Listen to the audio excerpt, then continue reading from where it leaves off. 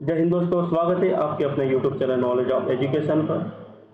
तो दोस्तों, लोक शिक्षण संचालक मध्य प्रदेश द्वारा मध्य प्रदेश में अतिथि शिक्षकों के लिए नवीन आदेश जारी किया गया है, जिसमें विद्यालय में रिक्त पद के विरुद्ध में नवीन अतिथि शिक्षकों के रजिस्ट्रेशन व पुराने अतिथि शिक्षकों की योग्यता दर्ज करने के लिए पोर्टल को ओपन कर दिया गया है। तो ये आदेश जो 5/6/2024 को जारी कर दिया गया है। इसमें विषय में दे रखा है कि शैक्षणिक सत्र 2024-25 पद के विरुद्ध अतिथि शिक्षक के लिए नवीन आवेदकों का पंजीयन एवं पूर्ण पंजीकृत आवेदन की जानकारी का अद्यतन करना है। उपरोक्त विषय अंतर्गत शैक्षणिक सत्र 2024-25 हेतु शासकीय विद्यालय में शिक्षण कार्य हेतु रिक्त पदों के विरुद्ध अतिथि शिक्षकों की व्यवस्था की जानी है। उक्त परिक्षेपण में नवीन आवेदक को जो अतिथि शिक्षक के रूप में कार्य करने हेतु इच्छुक हैं, ऐसे आवेदक GFMS पोर्टल पर नवीन पंजीयन एवं पूर्ण से पंजीकृत आवेदक निम्नानुसार कार्यवाही सुनिश्चित की जाए। पहला पॉइंट दे रखा है कि नवीन आवेदकों द्वारा पोर्टल पर पंजीयन हेतु की जाने वाली कार्रवाई। तो नवीन पंजीयन हेतु आवेदक की लिंक दे रखी है GFMS पोर्टल के माध्यम से पंजीकरण कर सकते हैं। दूसरा दे रखा है आधार KYC करें। तीसरा पॉइंट दे रखा है कि शैक्षणिक एवं व्यावसायिक योग्यता की जानकारी दर्ज कर परीक्षण कर अपडेट करें। चौथा पॉइंट शिक्षक पात्रता परीक्षा 2018 या उसके उपरांत उत्तीर्ण की जानकारी दर्ज कर अपडेट करें। पांचवा पॉइंट दे रखा है कि पंजीकरण में दर्ज समस्त योग्यताओं की मूल अंक सूची लेकर संकुल प्राचार्य से आवेदन को ऑनलाइन सत्यापन करवाए। और छठा पॉइंट दे रखा है कि संकुल प्राचार्य द्वारा पोर्टल पर ऑनलाइन सत्यापन उपरांत स्कोर कार्ड जनरेट होगा। तो ये सभी जानकारी आपको इसी वीडियो में मिलने वाली है। दूसरा पॉइंट दे रखा है पूर्व से पंजीकृत आवेदक द्वारा पोर्टल पर जानकारी अवगत हेतु की जाने वाली कार्रवाई। 2.1 में पहला दे रखा है कि पूर्व से पंजीकृत आवेदकों को पुनः पंजीयन करने की आवश्यकता नहीं है इसमें। दूसरा पॉइंट दे रखा है कि नवीन शैक्षणिक एवं व्यावसायिक योग्यता दर्ज करने हेतु प्रोफाइल अनलॉक करें, यानी कि आपको योग्यता दर्ज करने से पहले आपको प्रोफाइल को अनलॉक करना होगा। नवीन शैक्षणिक एवं व्यावसायिक योग्यता की जानकारी अपडेट एवं संशोधन कर सकते हैं इसके अंदर। और तीसरा है कि आवेदक द्वारा संशोधन करने के उपरांत संकुल प्राचार्य से ऑनलाइन सत्यापन कार्य कराए, यानी कि जो भी आपकी योग्यता है उसको अपडेट करने के उपरांत ही आप संकुल प्राचार्य से ऑनलाइन सत्यापन करवाए। तीसरा पॉइंट दे रखा है संकुल प्राचार्य द्वारा की जाने वाली कार्यवाही। पहला है कि आवेदकों द्वारा आवेदन में दर्ज समस्त योग्यताओं का मूल दस्तावेजों से मिलान कर जानकारी सत्य पाए जाने पर पोर्टल से ऑनलाइन सत्यापन का कार्य करें। दूसरा दे रखा है कि आवेदक द्वारा सत्यापन उपरांत आवेदक को प्रिंट निकाल कर दिया जाए। और तीसरा है कि आवेदक में दर्ज किए गए दस्तावेजों की छाया प्रति अभिलेख में संधारित करें। इसके आगे दे रखा है कि नवीन पंजीयन हेतु स्थानीय स्तर पर व्यापक प्रचार प्रसार करें, जिससे अधिक से अधिक संख्या में आवेदन का पंजीकरण हो। पंजीयन का मैन्युअल पत्र के साथ संलग्न है। उपरोक्त अनुसार कार्यवाही दिनांक 15/6/2024 तक करना सुनिश्चित करें। तो ये जानकारी 15/6/2024 तक अपडेट करनी है। आगे देखते हैं कि नवीन पंजीयन हेतु आवेदक द्वारा GFMS पोर्टल पर की जाने वाली कार्रवाई को कैसे करें। सबसे पहला है कि आवेदक द्वारा नवीन पंजीयन हेतु पोर्टल पर OTP के माध्यम से मोबाइल नंबर रजिस्ट्रेशन करें। जो भी आपका मोबाइल नंबर है उस मोबाइल नंबर आपको रजिस्ट्रेशन करना है।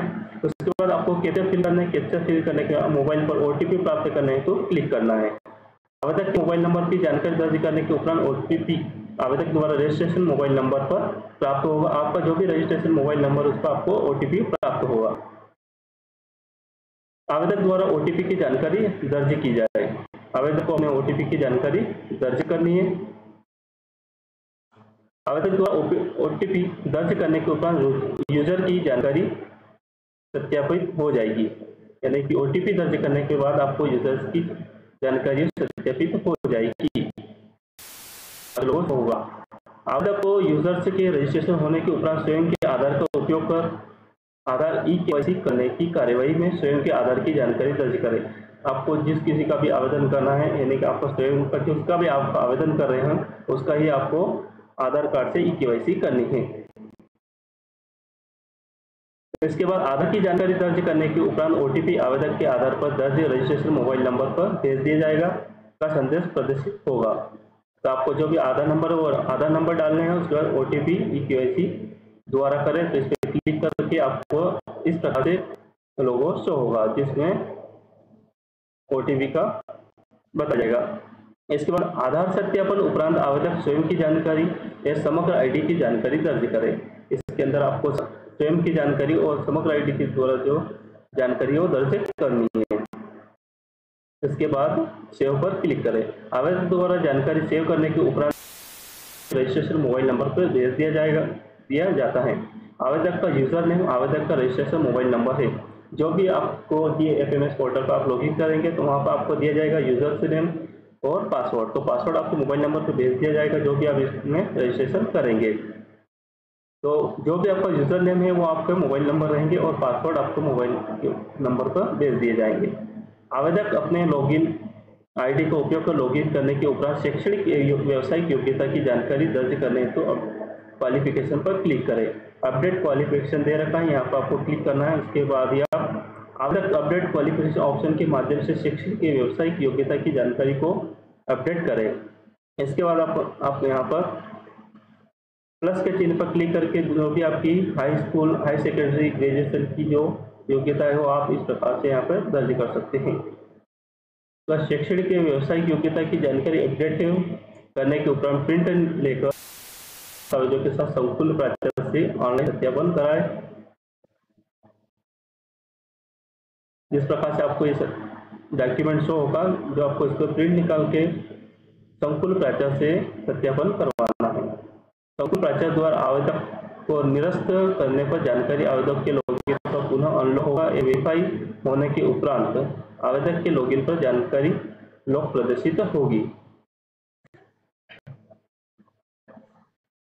संकुल प्राचार्य के सत्यापन के उपरांत आवेदक की शैक्षणिक या व्यावसायिक योग्यता के आधार पर स्कोर कार्ड जनरेट होगा। आवेदक के लॉगिन से स्कोर कार्ड मॉड्यूल में जाकर स्कोर कार्ड को डाउनलोड कर सकते हैं। जो भी संकुल प्राचार्य के द्वारा जो सत्यापन होगा उसी के बाद ही आपका स्कोर कार्ड जारी होगा।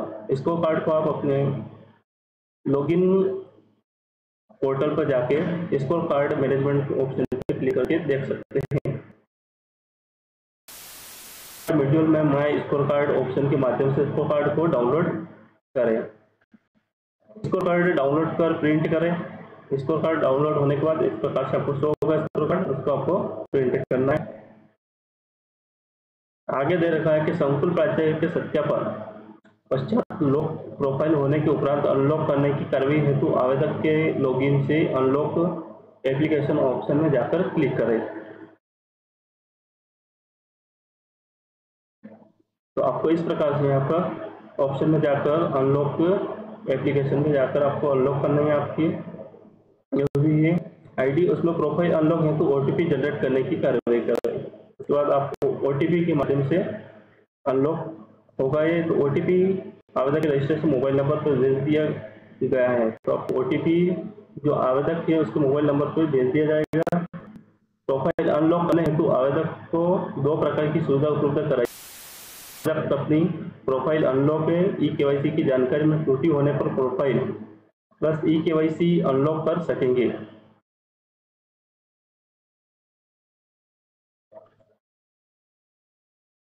Verify OTP to unlock application profile, तो प्रोफाइल ओनली, अनलॉक प्रोफाइल और अनलॉक प्रोफाइल प्लस EKYC के माध्यम से आप कर सकते हो। आधार OTP दर्ज होने के उपरांत ही आपकी प्रोफाइल अनलॉक हो जाएगी। आवेदक की प्रोफाइल अनलॉक होने के उपरांत आवेदक द्वारा दर्ज जानकारी में आवश्यक संशोधन किया जा सकता है। जैसे आपकी क्वालिफिकेशन, आवेदक मध्य प्रदेश शिक्षण पात्रता 2018 या उसके उपरांत उत्तीर्ण जानकारी पोर्टल पर दर्ज करने हेतु कार्रवाई। लॉगिन करने के उपरांत TET क्वालिफिकेशन पर क्लिक करें। आवेदक TET क्वालिफिकेशन की जानकारी दर्ज करें। जैसे आप इसमें आपकी जो भी TET क्वालिफिकेशन है वो दर्ज इसमें कर सकते हैं और जो भी आपके और भी योग्यता है तो उसको प्लस पे आइकन पर क्लिक कर आप और भी TET क्वालिफिकेशन को ऐड कर सकते हैं। आवेदक समस्त प्रशिक्षण योग्यता तथा TET क्वालिफिकेशन जानकारी को अपडेट करने के उपरांत संकुल प्राचार्य से सत्यापन करवाएं। जो भी आपकी क्वालिफिकेशन सभी अपडेट होने के उपरांत ही आप संकुल प्राचार्य के द्वारा सत्यापन करवाएं। तो इसी के साथ आए हो तो लाइक, कमेंट और शेयर जरूर कीजिएगा, और जो भी चैनल पर नए हैं तो सब्सक्राइब